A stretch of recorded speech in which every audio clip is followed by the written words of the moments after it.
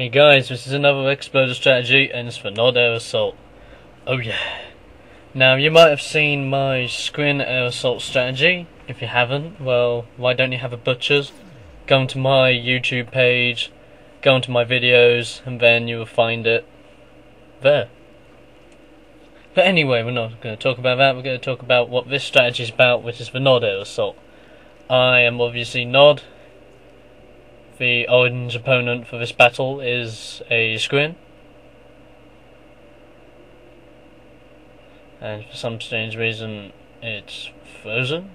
So what the fuck?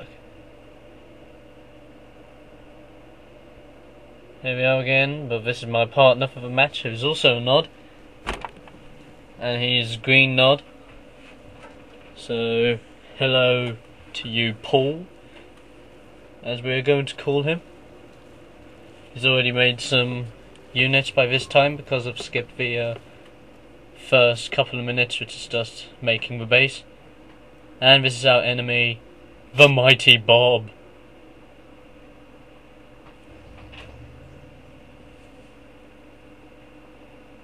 Now Bob's starting up his base. Obviously he's got the priorities set. So we're going to see how well Bob does in this match. As for this orange guy, we are calling him Jeff, because he did put up quite a good fight in this one.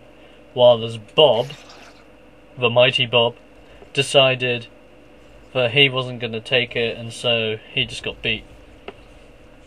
Simple. But anyway, this is my base so far. Plenty of power plants. I've only got a barracks there just so that I can get those much needed base defences just in case. Got my 2 refineries up there as well, so I'm going to get a load of Tiberium already. And I've also got 2 more refineries in 2 different Tiberium areas on the map. So look out for them. And that's my tech centre one.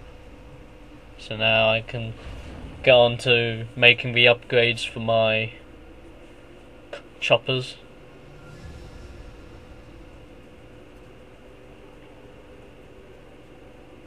Now you might not be able to see this, but some of Bob's units have decided that they want to attack my little base, so they decided to walk over a load of Tiberium, which everyone knows is stupid, because if units walk over Tiberium, they get killed real easily, unless they're the Scrin, which are immune to it, or unless they're Nod and they have the abilities to go past Tiberium without being hurt. Well, obviously Bob starts off crap, and his base looks pretty, but that's all.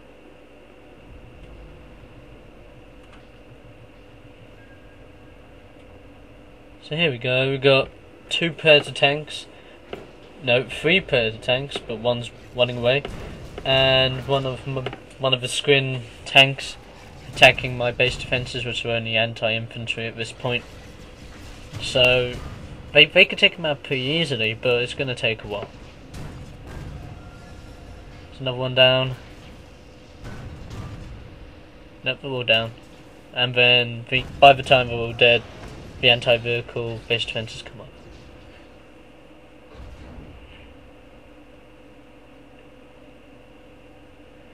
And here we go. Paul starts his battle with Jeff with a couple of raider buggies, but Jeff has the upper hand by having a handful of troops and by having a load of tanks. And he's also setting an outpost up by the looks of things.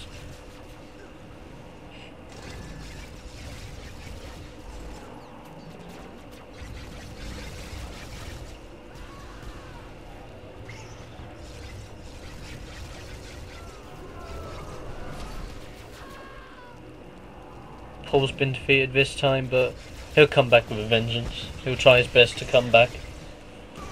There's my first airfield.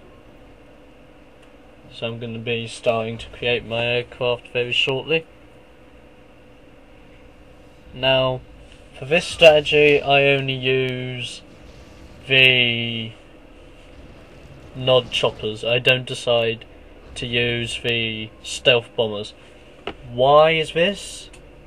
Because yes, the stealth bombers do a hell of a load of damage, but they have to go back and forth from the airfield, and that's what I hate doing. So I'm just going to make a hell of a load of choppers, send them over to the enemy's base, annihilate it, maybe send them back to do some repairs, and send them back out again. Simple, yet elegant. But while I was talking, Jeff is obviously taking on Paul once again with his mighty tanks. This time Paul's got a handful of Scorpion tanks and hopes to take out the mighty Jeff. And we'll catch up with him later. But while this is happening, Jeff decides to go a different route as well and attack my base at the same time. But as you can see, my base defences are up and running. Got obelisk, anti-vehicle and anti-unit defences, so I'm pretty damn good protected at this moment in time.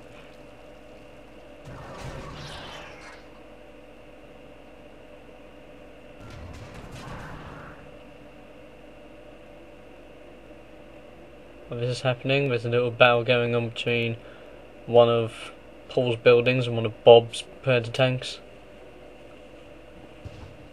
Here we go again. And a massive war going on inside Paul's base. By the looks of it, Jeff has sneaked in some units over there. And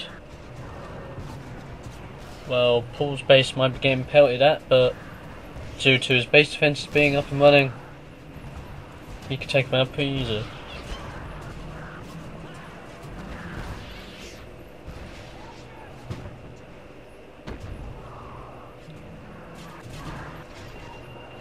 Now he's even sending out even more raider buggies out to attack the base, but now Jeff's got base defences, so it's going to be even harder.